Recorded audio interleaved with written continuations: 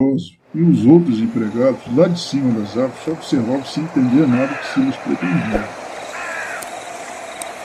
Era por volta das 10 da noite, quando ouvimos lá de casa o primeiro urro, que vinha bem longe e era alto e longo, e ao mesmo tempo sentimos um cheiro de coisa podre, um fedor nauseante. Duque e Barão, os nossos dois cachorros, logo correram para o canto da varanda como da última vez. Os animais se agitavam, pressentindo instintivamente o perigo. Silas avistou de trás de uma moita que se mexia toda. Surgia aquela criatura de aparência grotesca, encarando raivosamente, e vindo em sua direção com passos bem lentos. E foi nesse instante que o Sr. Ambrosio gritou: "Cuidado, boa morte!" Afoito, um dos homens atirou várias vezes na criatura, e em seguida os outros empregados também dispararam.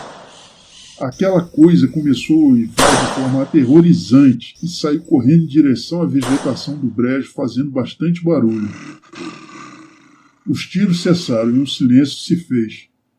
Mas eles não tinham certeza se haviam acertado na criatura, e por isso estavam com muito medo, e não desciam das árvores por nada. Pressentiam que a criatura somente estava escondida nas sombras, espreitando, esperando pela melhor oportunidade para atacar novamente. E eles estavam certos, pois naquele instante a fera surgiu novamente, saltando e correndo em direção do Silas com seus olhos avermelhados e sedenta de sangue, motivada apenas pelo seu instinto assassino. Silas observou que a criatura apresentava diversos ferimentos no tórax e na barriga, feitos pelos disparos das carabinas do Sr. Ambrosio e os demais em cima das árvores. E Silas ali estava consciente de que a sua vida poderia terminar, mas ainda assim mantinha firmeza e concentração. A fera era enorme, aproximadamente uns 2,10 metros de altura, mesmo curvada, tanto que os seus ombros dianteiros quase se arrastavam no chão. Um par de olhos vermelhos e brilhantes como brasas. Silas gritou para aquela coisa grotesca, que cada vez mais se aproximava: "Cai dentro, bicho sem vergonha! Que um boa morte protegido de São Jorge não tem medo de assombração!" Então Silas sacou o revólver com fúria e atirou na fera, descarregando toda a munição, mas ela insistiu em avançar em sua direção, rosnando ameaçadoramente, com aqueles olhos vermelhos que o olhavam com sede de sangue. Por alguns instantes, Silas sentiu a morte se aproximar e, puxando seu punhal, avançou para cima da fera e, com a ponta desta, lhe fez um enorme rasgo na barriga, que lhe esguichou sangue longe. E diferente da primeira vez que se enfrentaram, daquela vez o punhal de Silas agora conseguia ferir mortalmente a fera, que ao sentir o golpe urrou de dor. Ao que parece, a oração do pai velho estava protegendo Silas. Ele então cravou a faca na cabeça da criatura, que acabou tombando por cima dele, deixando o seu corpo pesado quase o esmagar. Lá em casa, percebemos que tudo se aquietara. Os nossos cachorros, os animais da fazenda, e o clima, antes pesado, tornou-se leve. Contudo, eu, no meu íntimo, eu não sabia se o Silas Boa Morte, o meu amado Silas, estava vivo, e com angústia e lágrimas nos olhos eu disse a papai: "Ainda não voltaram. Meu Deus, e o Silas?" "A essa hora o lobisomem deve ter engolido ele com farinha", disse meu pai com um certo amargor. Mas foi aí, naquele instante, que uma voz se fez ouvir: "Engoliu não, coronel. Estou aqui todo sangrado, mas vivo. O lobisomem está estirado lá na estrada do Brejão. Sr. Ambrosio e os outros estão lá." Então eu fui com o papai correndo para lá. Todos que estavam ali testemunharam a horrível criatura morta que aos poucos estava metamorfoseando-se, perdendo a aparência de fera, e mais humano ia ficando. E quando terminou, espantado e surpreso. Pela Virgem Papai, eu estou reconhecendo ele. É aquele moço que diziam que era adoentado. O Benedito. Ele morava com a mãe numa choça do outro lado do rio, vivia deitado numa esteira. Então vamos avisar para ela, disse papai. E assim foi feito. E quando a mãe de Benedito chegou, e aos prantos, se debruçou em cima do corpo morto do filho, confirmando a verdade. Aquela pobre senhora, apesar de toda a dor, ainda assim nos revelou a triste sina do filho, que ela guardava em segredo.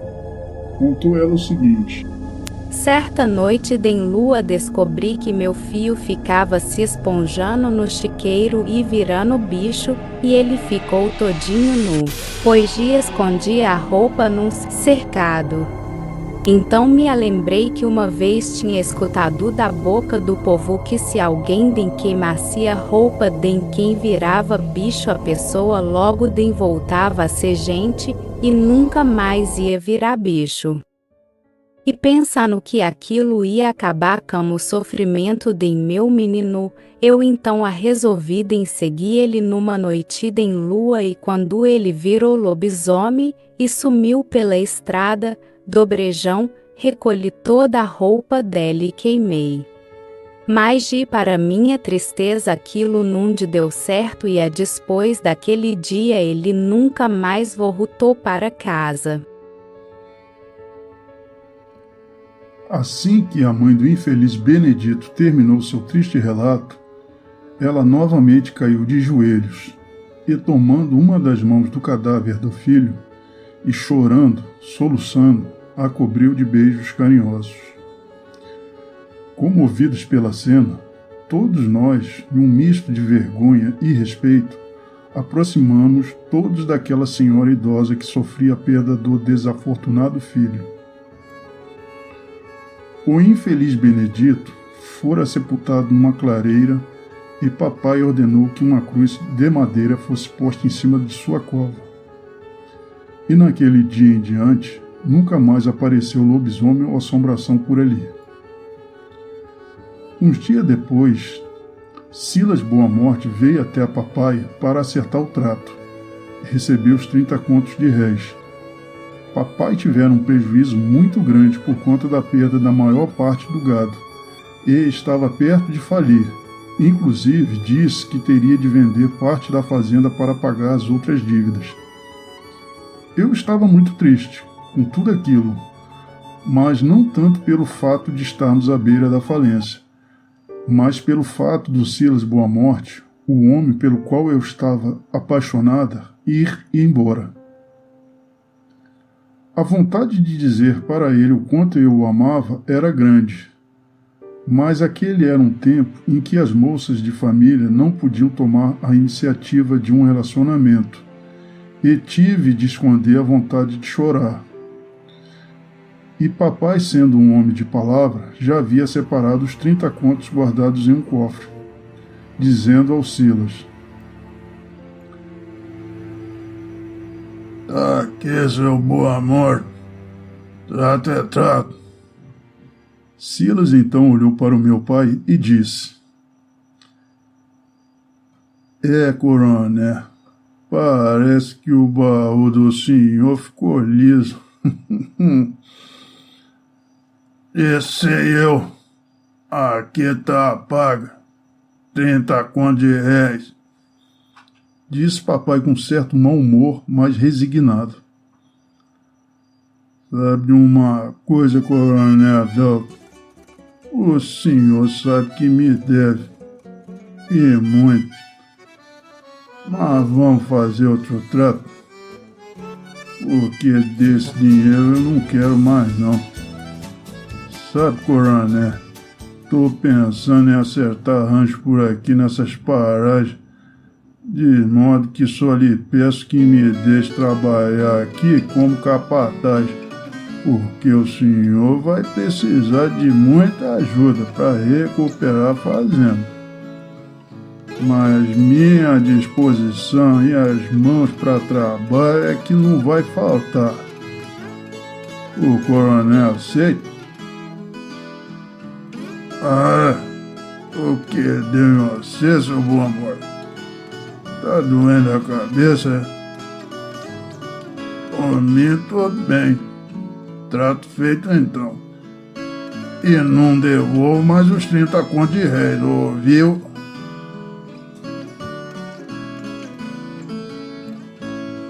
Só mais uma coisa, seu coronel. Só lhe peço mais uma coisa além disso. Peça logo então, seu bom amor. E Silas, olhando em minha direção, disse: além de trabalhar aqui com capataz, quero pedir com todo respeito ao senhor a mão de sua filha Candinha. E é claro que meu pai, Coronel Adalto, aceitou o pedido de Silas. E eu, fiquei muito feliz em saber que ele também me amava. E então, um ano após todos aqueles acontecimentos, eu me casava com o Silas. A cerimônia foi realizada pelo padre Rosendo na igreja de Itaboca. Houve uma grande festa na fazenda, onde papai mandou matar várias reses para o churrasco e até contratou músicos lá de São Paulo para o baile. Bom, aqui termina o relato da minha avó, e acrescento que o meu avô Silas Boamorte ajudou o meu bisavô Adalto a reconstruir e a recuperar os negócios da fazenda com muito trabalho e dedicação. Inclusive, tiveram de enfrentar a crise de 1929, que afetou o mundo e o Brasil, pois naquele período difícil, muitos fazendeiros da nossa região e das regiões vizinhas faliram, mas a nossa fazenda, a Fazenda do Caburé, não. E passada as dificuldades durante os anos 30, o meu avô Silas acabou assumindo de vez a administração no lugar de meu bisavô, pois com o passar dos anos a idade lhe cobrou o preço e ele já não tinha a mesma saúde e disposição para administrar os negócios da fazenda. Sob a direção de meu avô Silas, os negócios da fazenda se expandiram ainda mais, inclusive com a aquisição de terras em Mato Grosso e Goiás para investir na plantação de soja. Minha avó Maria Cândida teve o seu primeiro filho, um menino, um ano após se casar, e 4 anos depois teve mais um menino. Uns 18 anos após aqueles terríveis acontecimentos, segundo a minha avó, o meu bisavô Adalto veio a falecer. Tinha quase 92 anos e, segundo uma das minhas tias, morrera dormindo, mas seu semblante era de paz. O que o seu Desidério disse para minha avó se realizou, pois nenhum mal ou infortúnio jamais ocorreu com a família de meus avós, que tiveram no total 11 filhos. Inclusive, o meu avô Silas e a minha avó se tornaram padrinhos das 3 crianças, os netos de seu Desidério, o pai velho. Essa foi a história de minha família, a família Montes Boa Morte. Uma história de fé, de superação, coragem e resiliência.